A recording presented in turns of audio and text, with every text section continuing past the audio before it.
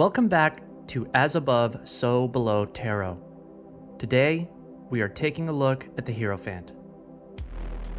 Part of what I've tried to do with this series on the major arcana is boil these images down and extract from them a sense of what they could mean in the context of the creative drive of the universe. After releasing my 3-part series on the Heindel Tarot in the summer of 2020, I immediately began work on my next step in the Fool's Journey, which was the script for this video. I scrapped draft after draft, and I realized after some time that I was not ready to approach this card with any real seriousness, so rather than trying to brute force it, I held off. I kept the Hierophant on a stand at my desk for months, rotating between different versions of my favorite decks and my not-so-favorite decks, but always keeping it in the corner of my eye. Eventually, I put the card back in its box and put it from my mind, opting to focus my creative efforts elsewhere. Now, I remember the last one I had on display was the large Thoth version.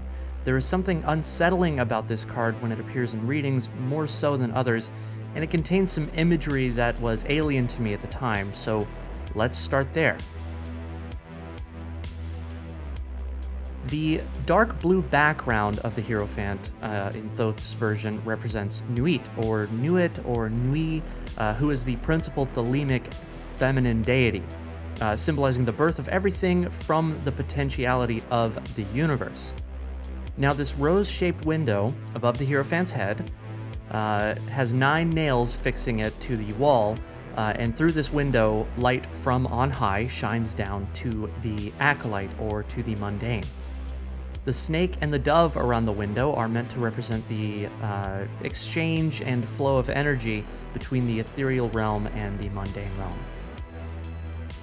These 4 mask-like cherubs are meant to represent the following: Scorpio, Aquarius, Taurus, and Leo. These are the fixed signs of the zodiac, and their mask-like appearance points to the traditional dramatization of the great mysteries. Now to the Hierophant himself. Atop his head, he wears a crown symbolizing the Aeon of Osiris. In his hand is a staff with a glyph of the 3 Aeons, that's Osiris, Isis, and Horus, with interlocking rings representing each.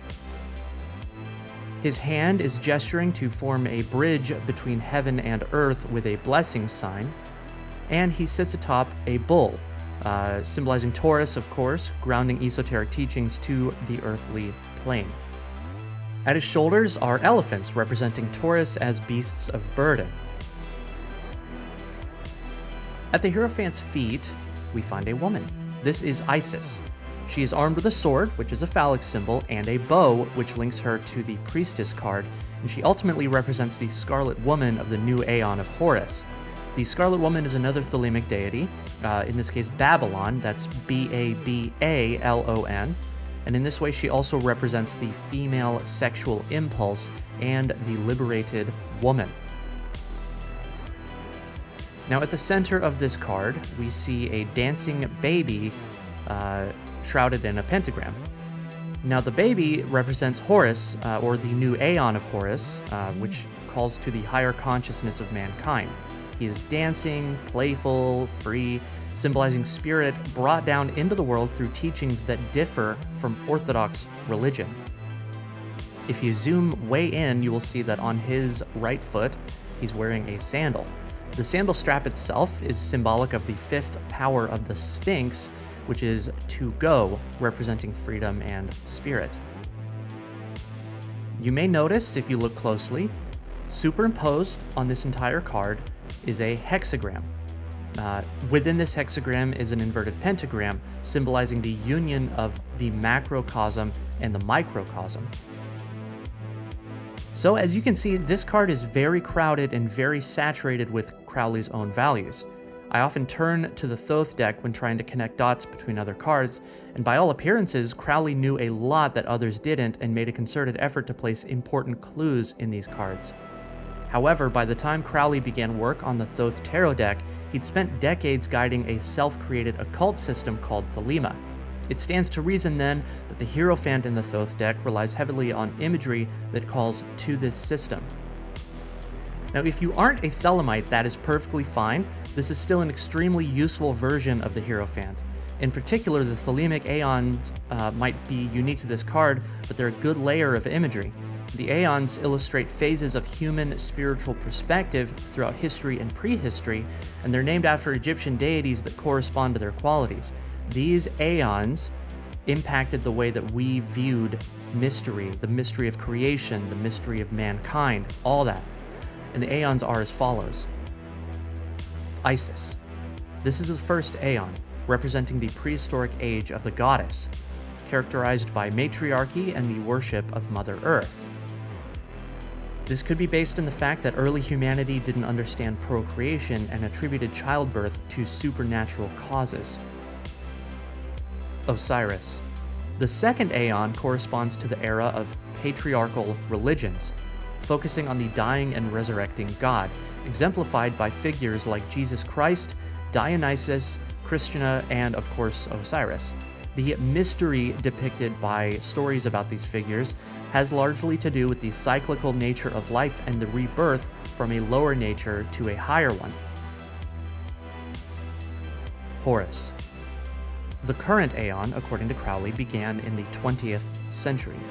This is the era of the child, where Isis was the era of the mother and Osiris was the era of the father. The era of the child symbolizes individual sovereignty, personal freedom, and the breaking down of rigid theological structures. The Aeon of Horus places significance on global consciousness, a combination or in some case rejection of gender roles, and sovereignty over subjugation. The ideas expressed by the Aeon of Horus may have been controversial at the time, but the 20th century saw simultaneously the rise of secularism and the popularity of individual spiritual practice. And before Crowley, only a priest sat the Hierophant's throne. After all, it is a card that represents religion, theology, and the transmission of the incomprehensible truth of the divine to the mundane. Is that all, though? Well, let's look at another version and see what else we can find out. The Rider-Waite-Smith version of this card is mercifully more simple. The Hierophant wears a triple-tiered crown representing the three realms he rules over, which are the conscious, subconscious, and superconscious. The letter W in his crown could refer to Waite himself, the creator of the deck, but it also could represent the Hebrew letter Vau linked to the card in the Kabbalistic tradition. The blue scarf around the Hierophant's neck could symbolize his spiritual authority and also corresponds with the throat chakra associated with communication and voice. In his hand, the Hierophant holds a scepter with a triple cross on top. This could represent his dominion over the three realms mentioned earlier, the conscious, subconscious, and superconscious, or could relate to the Christian Holy Trinity. The Hierophant's right hand in this card is raised in a gesture of benediction or blessing, pointing towards heaven with 2 fingers up and 2 fingers down, indicating a connection between the divine and the earthly. At his feet lie 2 crossed keys. These are symbols of the keys to heaven, suggesting the Hierophant has the authority to grant access to spiritual knowledge or the divine. I believe these keys call more to the influence of mystery traditions and initiation rituals rather than a mere reference to authority.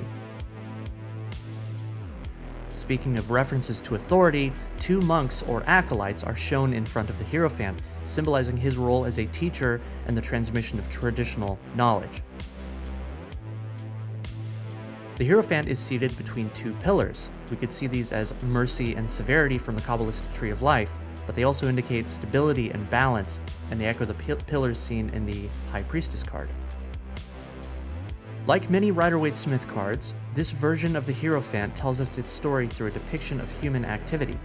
A priest seated in a place of authority passes knowledge from the divine to 2 acolytes, acting as a bridge between the creator and the creation. Where the Rider-Waite-Smith card depicts the idea of oral tradition with a few nods to modern Western spirituality, especially that of Waite's audience, the Thoth card depicts the traditions themselves as espoused and practiced by Crowley in the tradition of Thelema. So how does this card fit into our Fool's Journey? Well, until now, we have discussed the trump cards as signifying potentials and elements of abstract and incomprehensible design. not necessarily complete things, but components. The Fool, the perfect nothing, is the ultimate potential. The Magician, the great voice in the void, is our emergence of force. The High Priestess, she's the attenuator, she is the emergence of form. The Empress is the giver of growth, the emergence of chaos, and the Emperor is the destroyer and the emergence of order. Each of these cards is dependent on one or more of the cards preceding. I believe the Hierophant represents the harmony of all 5 preceding cards. The Hierophant isn't merely a depiction of tradition, nor is it the tradition itself. From spirit, force, form, chaos, and order comes the manifestation of creation. And it just so happens that creation is spoken into existence by the Creator. This is what is depicted by the ideas of the Hierophant with respect to the previous cards. It is the unification of the divine with the mundane. It is the light shining from the higher Sephirah onto the material plane. The Hierophant is the teacher of mystery, and all mystery traditions give us a dramatization of creation or rebirth. The Hierophant represents the dramatization of these creation myths. They are the mysteries. The traditions, rituals, and ceremonies passed down from generation to generation are important, but the stories that they tell are what's being kept alive through these traditions. And it's the story of creation which is at the center of the Hierophant's activity.